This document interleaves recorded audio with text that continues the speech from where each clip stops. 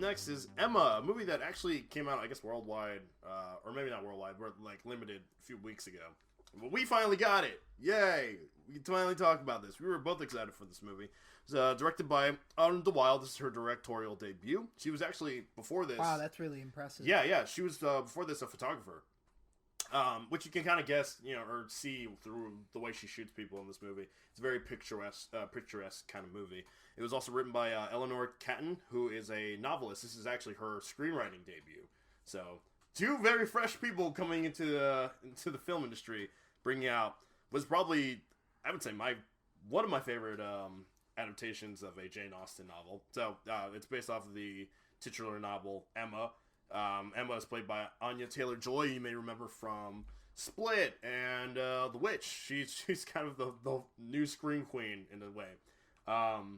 But it tells the story of Emma, who is this high-class young girl. I guess you could say she's like in her teens, 20s maybe. No, they never actually really give her an age in this movie. And she sees herself a sort of matchmaker. So she likes, I guess, setting people up to, help them have a happy marriage life and a successful life with the rich upper class. And she's trying to do that with her friend, while, in the sense, also dealing with her own emotions through love, through different suitors throughout the movie. Now, I have a weird relationship with Emma, the story, because I've never read the book. I've read Jane Austen's other novels, but I never had to read this one in high school, which is where we all read these novels. For me... Right, exactly. I'm not reading Jane Eyre on my free time. Yeah, shout out to Charlotte Bronte. No. But I know this story, and I actually didn't even realize it until, I think, around the time the trailer came out. I wanted to look up more about it. Because I've seen Clueless. Only last year, actually. Little, not exactly all there when I saw it, but yeah, I did see Clueless twice in a row. Great movie. Twice in a row? Twice in a row, One yeah. sitting? In one sitting, yes. Because what happened was I was staying at an Airbnb, and the internet went out, so like Netflix wasn't working or anything. And the Airbnb that I had DVDs of, it was Be Cool, which I knew was a bad movie, Clueless, and then something else. And I was with my friend. You told me this story. Yeah. Yeah, okay. And I was like, well, I've never seen Clueless, so let's watch Clueless. And Clueless was great. And then I watched it immediately afterwards because I'm like, the internet's not back on. I'll watch Clueless again. That was delightful. It was awesome. So I know Clueless pretty well. And in terms of this movie, anyone who's seen Clueless, it was always wanted to see, I guess, the original quote-unquote Clueless. You should absolutely check out this movie because, like I said, I think this is one of the better adaptations of a Jane Austen novel. It's a lot of fun. It's still like that sort of old school style. I don't even know how the Renaissance-esque sort of films. It's almost like The Favorite. There's a lot of colors and it's not miserable the entire time you're watching the movie.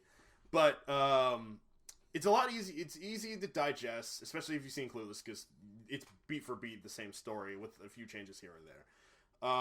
Anya Taylor-Joy plays Emma. She does it with a lot of grace and a lot of, not snootiness, but like, she's definitely somebody who thinks that she knows everything, and she doesn't.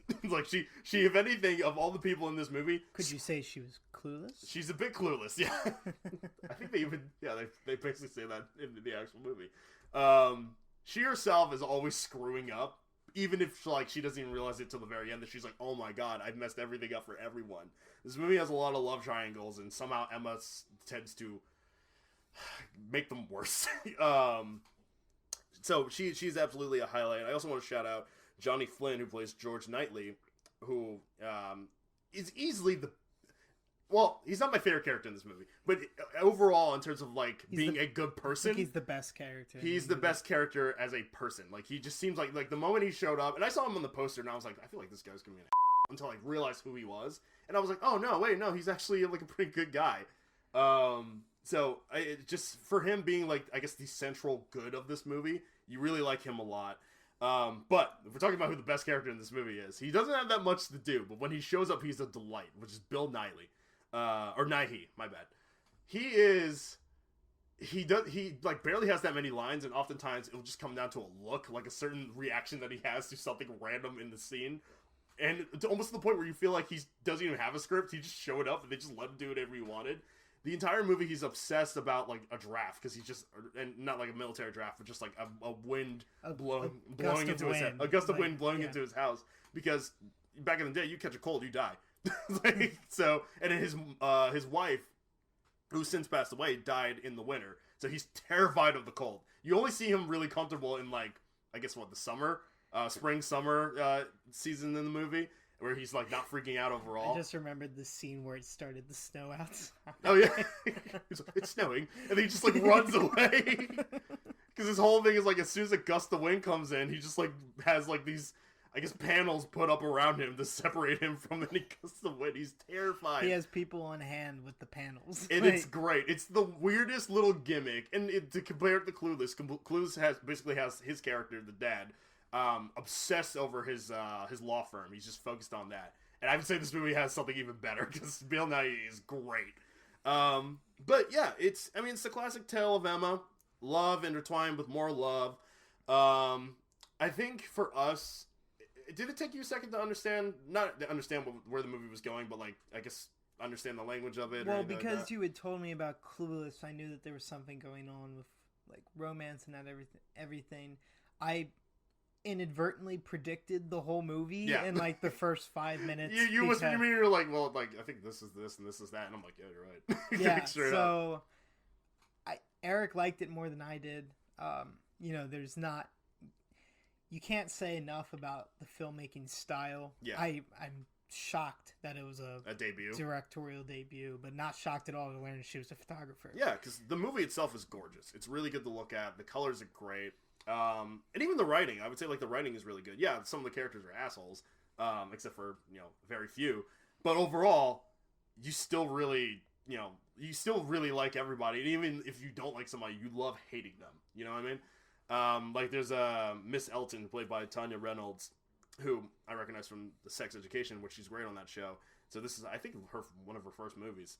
But she is so rude.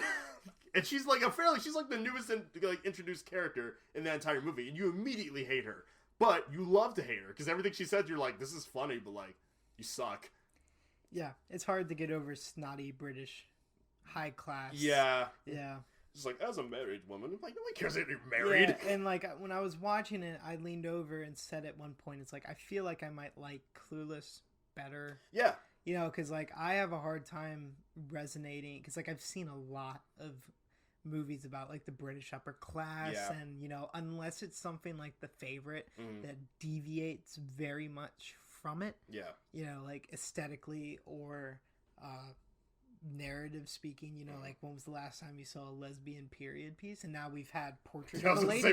Now you've had Portrait of a Lady on Fire as well, and it's just I read an article about the rise of period lesbian period pieces. Yeah, I love it, and I'm cool with it. Rating it on. It's up. working really well. Yeah. But I'd say for period pieces like that, I think Emma is one of the better ones. It's one of the more easily digestible ones. I think that anyone who isn't really into them could watch Emma and still find some enjoyment. There's still like the few setbacks of like the language and things like that, but I had a good time overall with it. I think I enjoyed it a lot more than I was expecting to be. I would give it a solid 3 out of 5. I think overall it's a very enjoyable period piece tale.